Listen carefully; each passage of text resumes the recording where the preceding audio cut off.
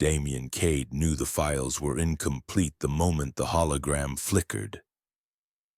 "This isn't just neuroecho," he said quietly, setting his tools aside. "This is something else." Jara stood beside him in the cramped cabin, her bioluminescent markings pulsing faintly as she scanned the corrupted data. "I can't access the full archive, but what I'm seeing suggests Bellion has moved beyond copying neural patterns." Damien exhaled slowly. He already understood. "They're transferring living consciousness into synthetic bodies," he finished. "Not echoes, not simulations, the person. Fully intact." Jara closed the display. Tests on non-sentient organisms succeeded. Human trials were scheduled next. "If they perfect this," Damien said, staring through the viewport as the dust-scarred world of Zahel drifted away, "they sell immortality to those who can afford it." "And enslave everyone else," Jara replied. The ship's engines hummed as it prepared to jump. Zahel, where truth, blood, and loss had brought them together, shrunk into another nameless star. "Your sister would be proud," Jara said gently. "What we did," Damien corrected. "Without you, I'd still be chasing lies." Exhaustion finally caught Jara. When she swayed, Damien guided her to the bunk. "Rest," he said. "I'll keep watch." "There's nothing to watch on a transport ship," she murmured, already lying down. "Old habits," he smiled. "Military training dies hard." As she drifted toward sleep, her markings dimmed to a soft glow. "Humans are strange, Damien Cade," she whispered. "But perhaps I misjudged you." He watched her sleep, this feared Salani mercenary suddenly vulnerable, and felt something stir he hadn't allowed himself since Jessica died. Hours later, Jara woke with a sharp gasp. Her markings flared bright. "Memory echoes," she said, unsteady. "When we connected earlier, it left a pathway. I'm seeing fragments from your sister's memories." Damien was instantly beside her. "What did you see?" "Hicks wasn't random terrorism," Jara said. "It was an extraction, precise, witnesses eliminated." His jaw tightened. "Who led it?" "A woman," Jara said. "They called her director." "Eleanor Voss," Damien said grimly. "Yes." She hesitated, then added softly, "There is a way to see more. A deeper Salani memory convergence. It's intimate." "What would it involve?"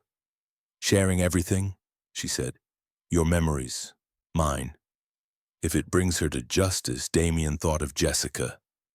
"Do it." They sat facing each other, hands joined. A faint current passed through his skin as Jara guided his breathing. The memories came like a breaking dam. He saw Karis 9 through Jara's eyes, elite mercenaries preparing for a routine mission. Pride, trust, then betrayal, sealed doors, invisible poison.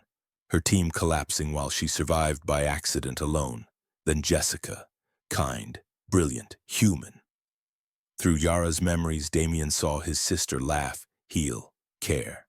And Jara saw Damien's life, military discipline, disillusionment, loss, grief, and the moment Jessica's death had broken something inside him. When they finally emerged, hours had passed. "I understand now," Jara said softly, "why you couldn't let her go." "And I understand you," Damien replied. "Your team wasn't just soldiers, they were family."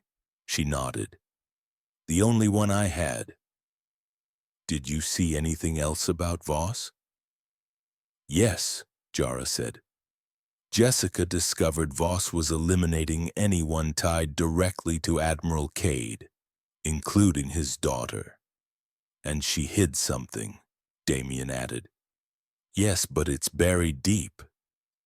The ship announced arrival at Essen. Reality returned. Essen was neutral ground where secrets were traded like currency.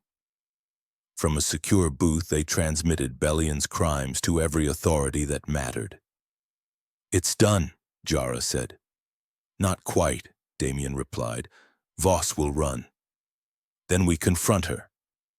They found her destination, Meridian Station, an interstellar arms limitation conference. The irony was bitter.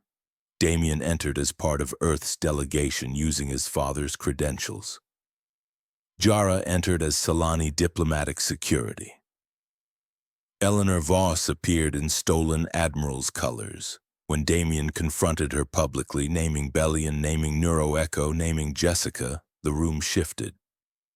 Diplomats watched, devices recorded. Voss smiled until Damien said, "We freed them. All the consciousness you imprisoned." Her composure cracked. She reached for a small device and pressed it to her temple. "Kill this body if you wish," she said coldly. "I exist elsewhere now." She collapsed. Chaos erupted. Jara invoked diplomatic protection and pulled Damien clear before security could react.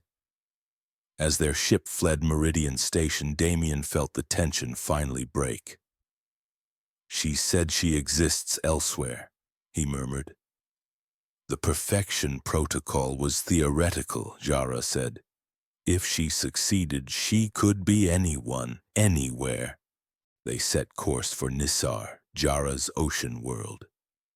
There, beneath endless blue skies and living waters, Damien saw her without armor, without war. He saw what she had been protecting all along.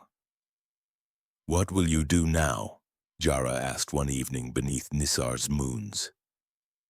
"There's nothing left for me on Earth," Damien said. "But here, I found something worth staying for." Her markings pulsed warm and steady. Later, he offered her a simple ring, fashioned from the metal of Bellion's destroyed neural prison.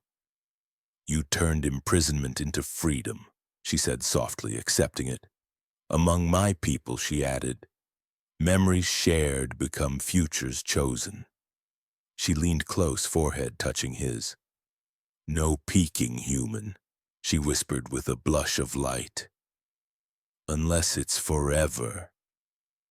And in that moment, Damien Cade understood.